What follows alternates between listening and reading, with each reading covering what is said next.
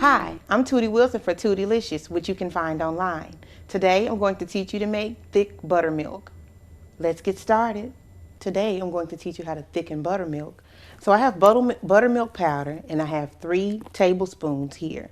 So for every tablespoon of buttermilk powder that you have, you add 2 ounces of water. But if you want to make it thicker, then you add a less amount. So instead of adding 6 ounces of water, which I would need, I'm only going to add 4.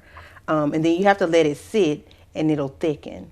Also, for just FYI, if you have to make buttermilk and you don't have time to run to the store, you can always use regular milk, 2% or whole milk, and you put lemon juice in it and it'll separate the curd, which is the exact same thing that buttermilk is. So that's just a little information for just in cases if you're ever in one of those emergencies.